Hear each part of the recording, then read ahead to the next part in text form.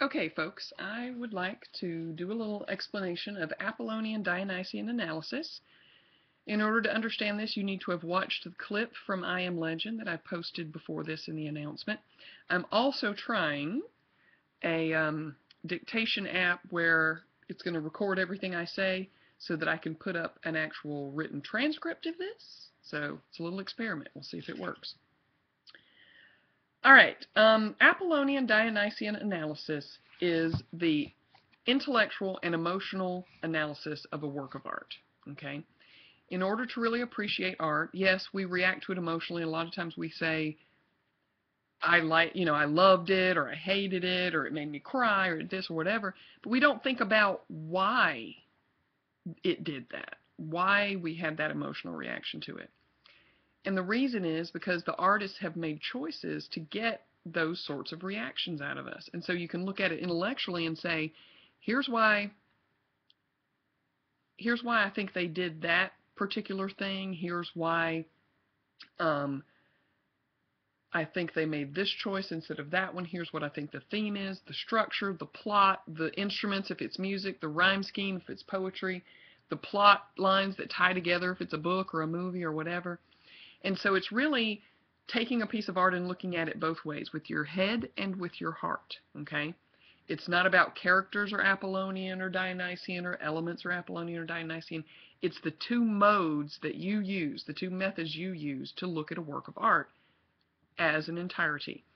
Looking at it intellectually helps you appreciate the craft that went into a particular creation, whether you liked it or not. And then the emotions, did you like it, did you not, how did it affect you, whatever. So, using that movie clip as an example, that was from the movie I Am Legend. If you haven't seen it, it's basically they were trying to cure cancer, and the virus they used was the rabies virus to like help transmit the vaccine for cancer, the cure or whatever. Ended up morphing everybody into these rabid zombie people, and Will Smith's character is immune to it. Okay, he's an army scientist, so when everybody else dies, everybody's evacuated from New York, and the people who are left turn into zombies. He's the only normal human left alive, and he is looking for a cure.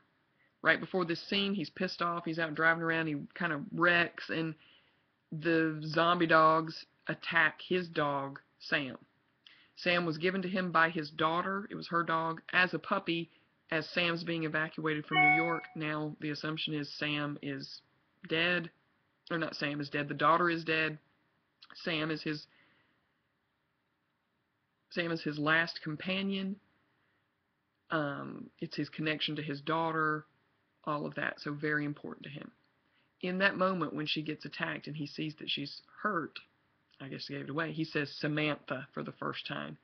When I first saw this movie, there was something about the fact that it was Samantha that just made me bawl. Like, no offense, guys, but something about the fact it was a girl. I think maybe because his daughter gave it to him, and that just really got to me. I firmly believe that was not an accident. They didn't just, refer to the dog as Sam all the way through, and in that moment call her Samantha just by chance. That was purposeful to get a reaction out of big cry weepy goobies like me.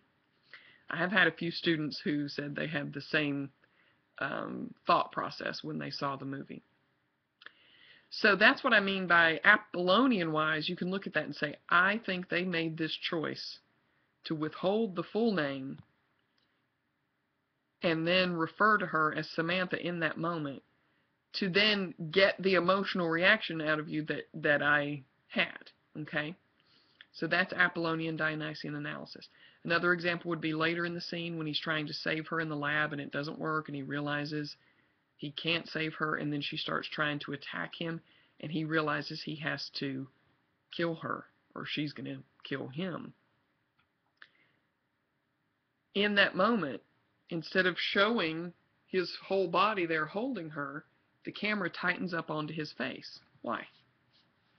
Because the director wants you to see what it's doing to him to have to do that, right?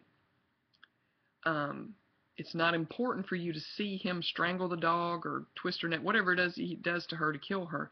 It's not important to see that. It's important to see how hard it is for him to have to do it, and how it is crushing him to have to kill his dog. So again, that's a choice made by the director that you can analyze in an Apollonian manner and say, look, they tightened in on him. That shot was so we could see his emotional journey, and guess what? It worked, because it made me sad to watch him have to go through that.